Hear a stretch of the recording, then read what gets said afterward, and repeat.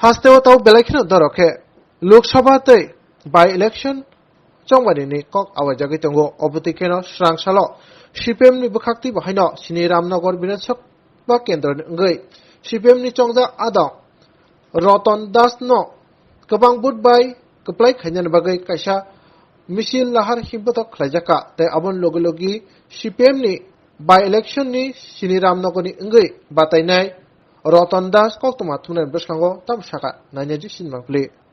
এই সরকারকে দিল্লির মস্তক থেকে হটানোর জন্য দেশের মানুষ একত্রিত হয়ে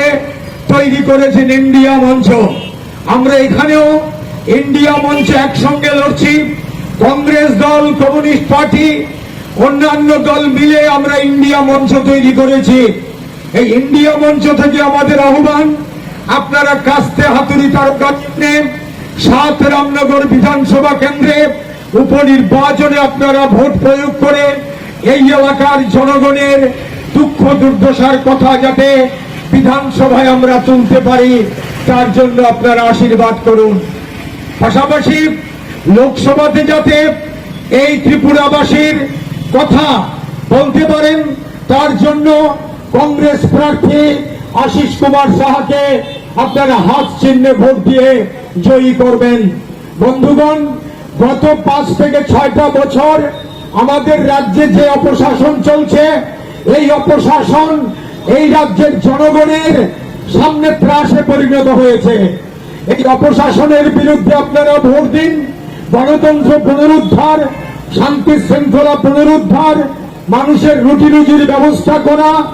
মানুষের জীবন ধারণ উপযোগী পরিবেশ সৃষ্টি করা, জাতি উপজাতি, হিন্দু মুসলিম তফসিলি সমস্ত জনগণের ঐক্য মৈত্রীকে সুদৃঢ় করা, নারীদের নিরাপত্তা সুনিশ্চিত করা, ছাত্রদের শিক্ষার সুষ্ঠু ব্যবস্থা করা, যুবদের কাজের ব্যবস্থা করা, এইগুলোকে আমরা নির্বাচনের ইস্যু করেছি এবং তার ভিত্তিতে দাঁড়িয়েই আপনাদের কাছে ভোট চাইছি। এই ভোট রামনগর বিধানসভা কেন্দ্রের উপনির্বাচন হলেও এই ভোট গোটা ত্রিপুরার জনগণের স্বার্থে, কারণ এই ভোটে বামপন্থী ফ্রন্টের ইন্ডিয়া মঞ্চের সিপিআইএম প্রার্থী যদি জয়ী হয়, তাহলে পরে বিধানসভাতে গিয়ে যেই বিষয়গুলো আপনাদের সামনে আমি উত্থাপন করলাম, এই বিষয়গুলোর ভিত্তিতে, দাবির ভিত্তিতে আমরা বিধানসভাতে এই এলাকা সহ রাজ্যের জনগণের কথা তুলে ধরতে পারবো। এই প্রত্যাশা আপনাদের কাছে রেখে আপনারা কাস্তে হাতুড়ি তারকা চিহ্নে ভোট দিয়ে কাজের সুযোগ দেবেন, আশীর্বাদ করবেন, এই আশা রেখে আপনাদের সবাই